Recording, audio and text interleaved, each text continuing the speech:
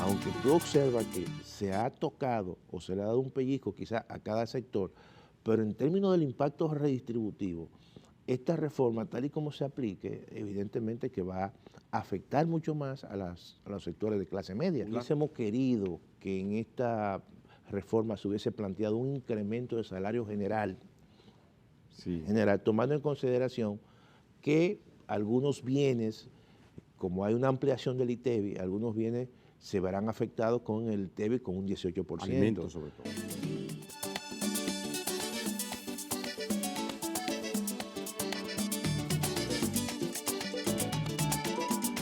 Atentos, atentos, atentos, porque estamos en medio de una vorágine de reformas, reforma constitucional, reforma fiscal y ahora reforma laboral.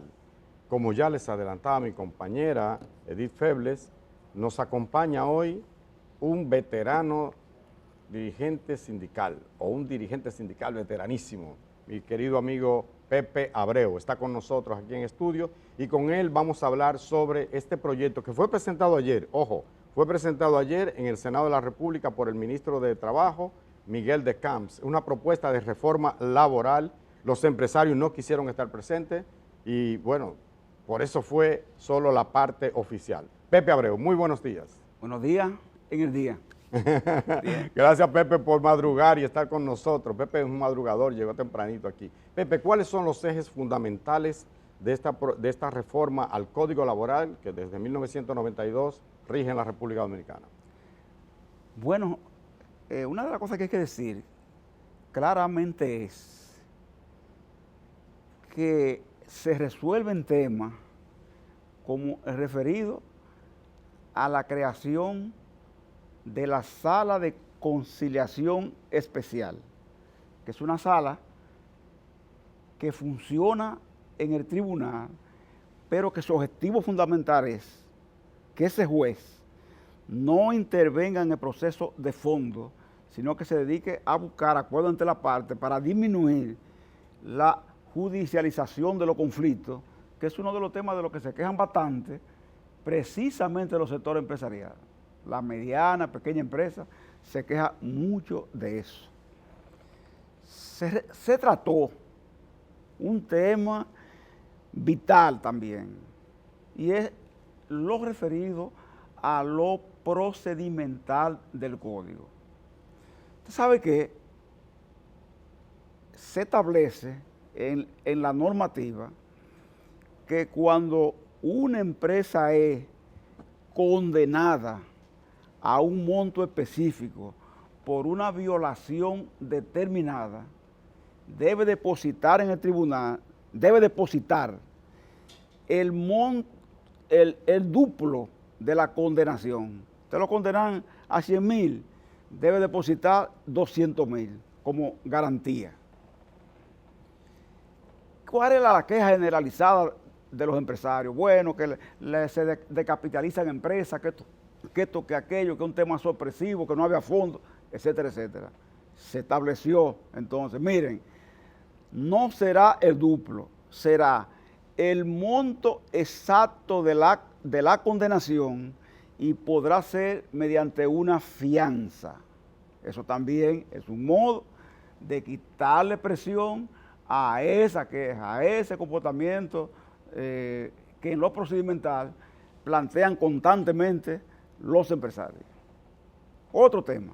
Bueno, el empresario se queja de la 30. Esa figura, mucha gente no la conoce, oye hablar de la 30 y cree que eso se puso ahí por casualidad. No. En el Código Trujillo había un tema, en el Trujillo, y era que cuando una empresa desahuciaba a un trabajador, lo despedía, lo desvinculaba, como dicen ahora, esa persona, el empresario no tenía tiempo específico para pagar la prestación al trabajador o a grupos de trabajadores. Entonces posponía el pago para 3 meses, 4 meses, ven después, más tarde, no hay fondo. El trabajador tenía que terminar transándose y diciendo, bueno, si me tocan 30,000 pesos y el empresario le ofrecía 15, el trabajador se transaba porque no aguantaba el proceso de no estar recibiendo ingresos, ni tampoco las prestaciones. Eso es práctico, y se vivía en el Código Trujillo. ¿Qué se hizo en el Código de 92, que es el actual código? Se hizo lo siguiente: para corregir esta situación que se constituyó en un acto abusivo por parte de muchos empresarios que trajo como consecuencia hasta violencia, se decidió que el empresario que desahucia a un trabajador tiene que pagar la prestación en un plazo de 10 días. Si no la paga, corre un día por cada día dejado de pagar después de los 10. ¿Qué decían los empresarios en esa mesa? Porque esto ellos no lo dicen, ellos no me hablan de la cesantía. ¿Qué decían ellos? Ellos decían que había abogados, y es posible que así sea, ¿verdad? Ocurría, que retrasaban los acuerdos cuando se daban diferéndum para que la trente creciera. Entonces muchas veces el monto de la trente se convertía en un monto mayor que las propias prestaciones. Pero los abogados jugaban un poco con eso y ganaban con eso. Ahora, también los abogados se sacrifican. Y a pedido de los empresarios decidimos cambiar la forma de la trente, no sustituirlo, sino cambiarlo. ¿En qué sentido? En establecer que cuando hay un diferéndum entre trabajador, empleador, si el empleador ofrece una suma cierta de pago, es decir, te debo 50,000, pero te estoy ofreciendo 35,000. Bueno, como trabajador, yo no estoy de acuerdo con 35,000 porque tú me debes 50.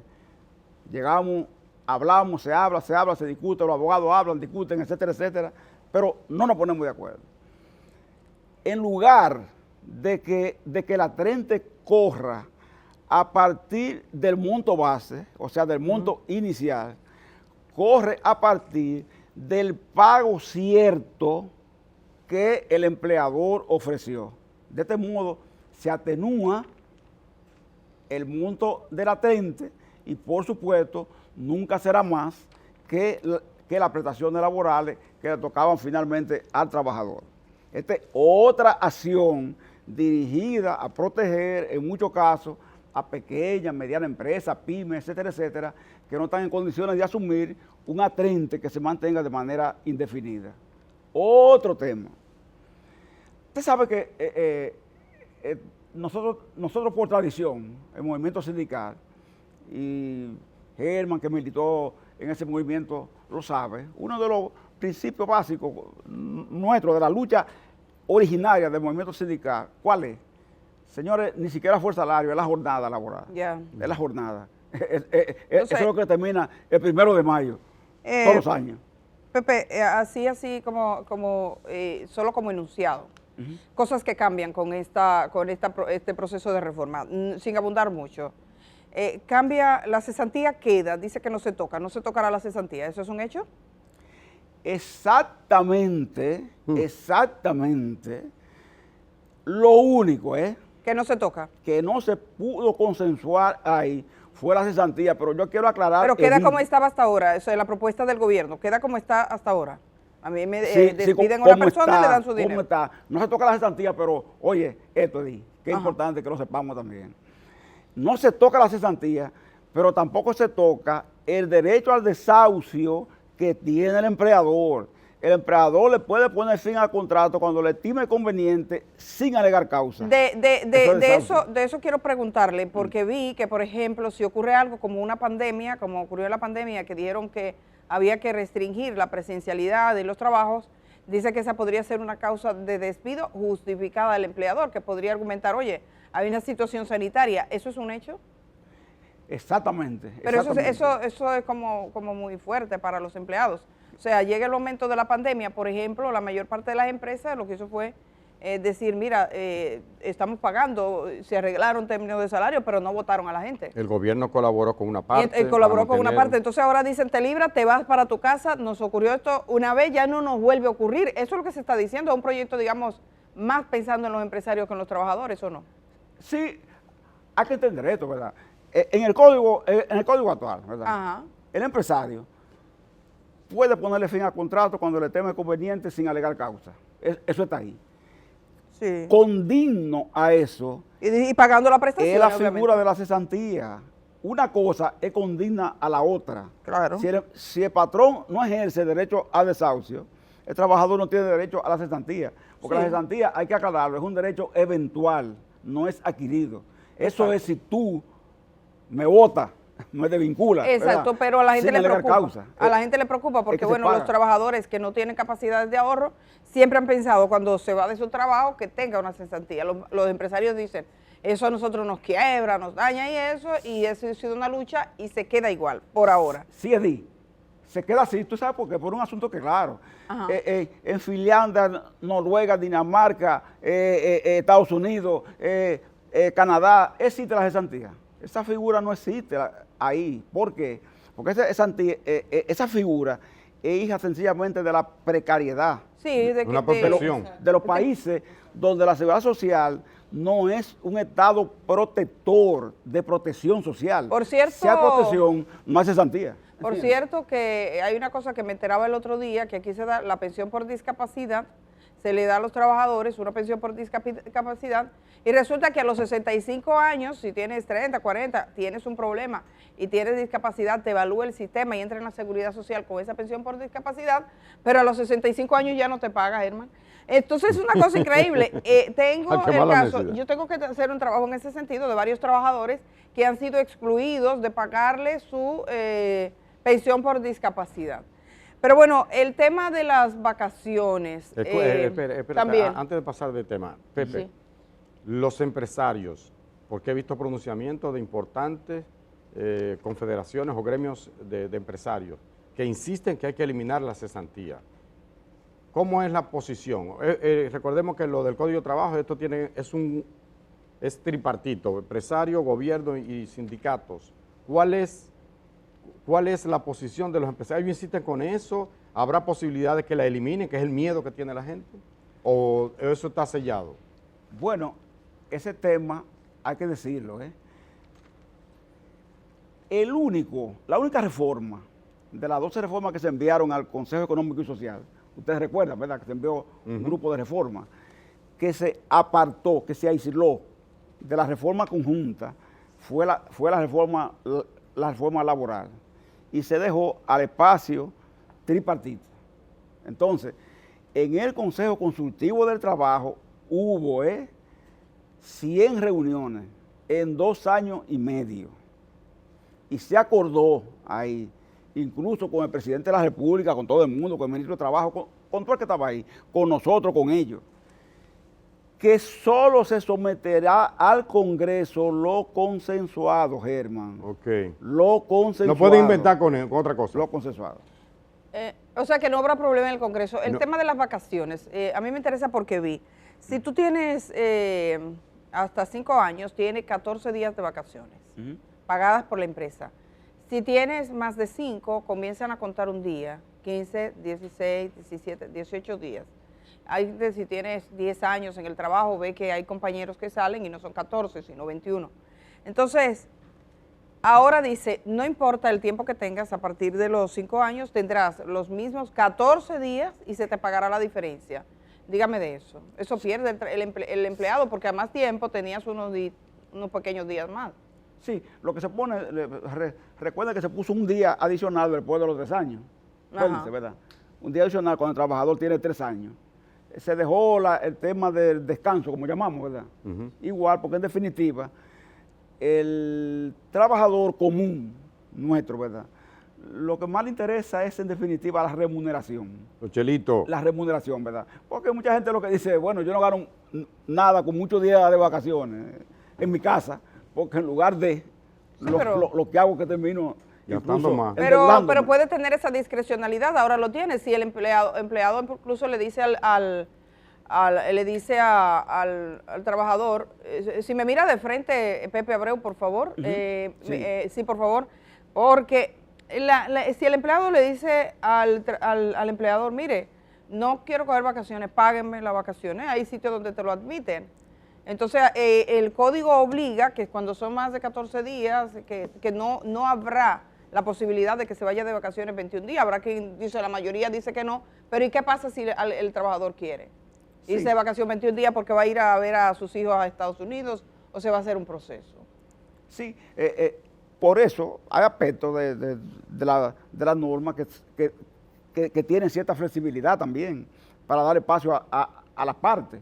Por ejemplo, otro de los temas que ahí está, que los empresarios no hablan, es el tema de la jornada, de la misma jornada, ¿verdad? Hay horarios, por ejemplo, que dependiendo del tipo de empresa, se salen de la normativa del propio código. Se salen. Ya. Por ejemplo, tú tienes una empresa, Edith, que dice, bueno, yo prefiero no trabajar las 4 horas del sábado, porque es encender todo el mecanismo de maquinaria, etcétera, etcétera. Me gasto más dinero. Entonces, no compensa. Le ponen unas horas más, se ponen de acuerdo. Con esas 4 horas. Entonces,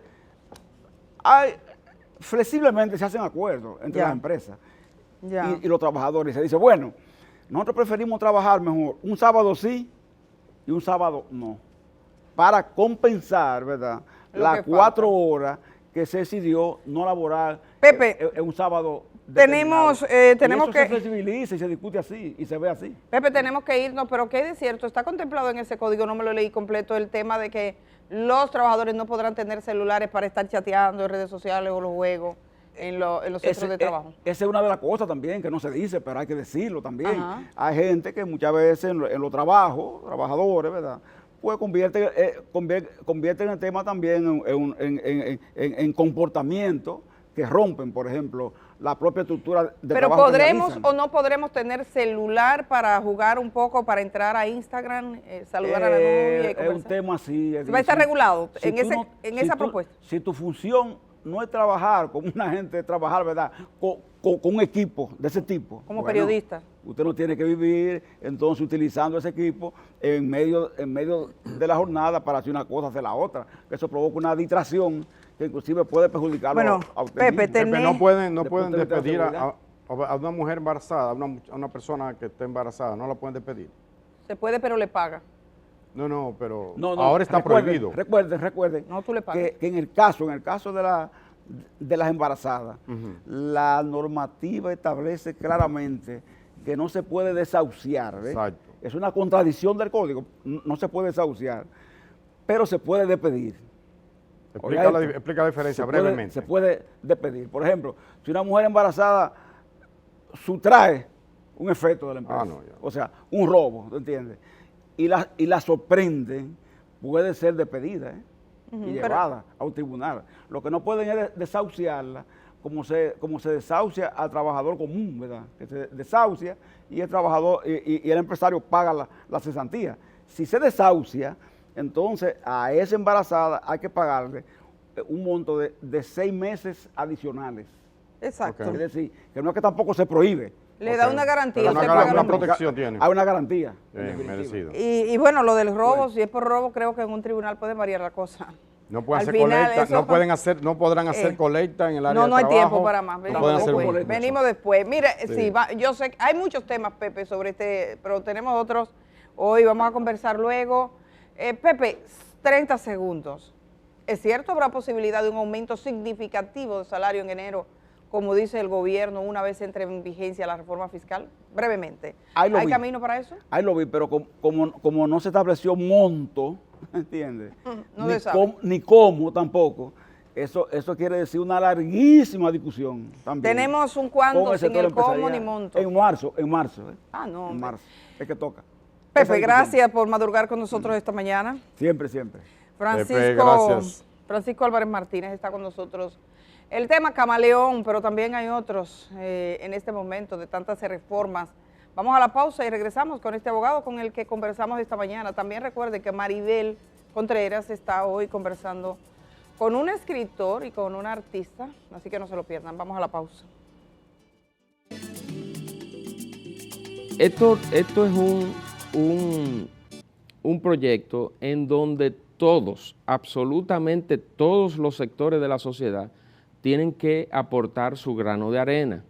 Aquí hay una necesidad recaudatoria para dar unos servicios públicos y unas obras de infraestructura, que eso que se quedó fuera es lo que consume la mayoría de la población y en cantidades significativas, porque nosotros tuvimos el cuidado de eso que es lo que diariamente consume esa población vulnerable, esa población pobre, no estuviera alcanzada. Obviamente, dentro de todos los productos van a haber productos que van a ser incluidos con el nuevo IVA. Nosotros estamos proponiendo, y así lo vamos a dejar saber, pero eso ya se encarga el ministro de Trabajo, un aumento significativo al salario mínimo del sector privado. Y el público subirá también. Va a proponer es que el público lo estamos haciendo nosotros. Pero no, pero yo digo a los que ganan 10,000, pero ¿y a los demás? Bueno, las escalas salariales... Se produce un efecto Las dominó. escalas salariales se tienen que mover. ajustar. Por ejemplo, el que ganaba 17, si el otro llega a 15, debe subir un poco. Correcto, y lo mismo va a ocurrir. ¿Y eso será para enero? Bueno, lo que pasa es que en la del sector público. La del sector público, para enero. Sí.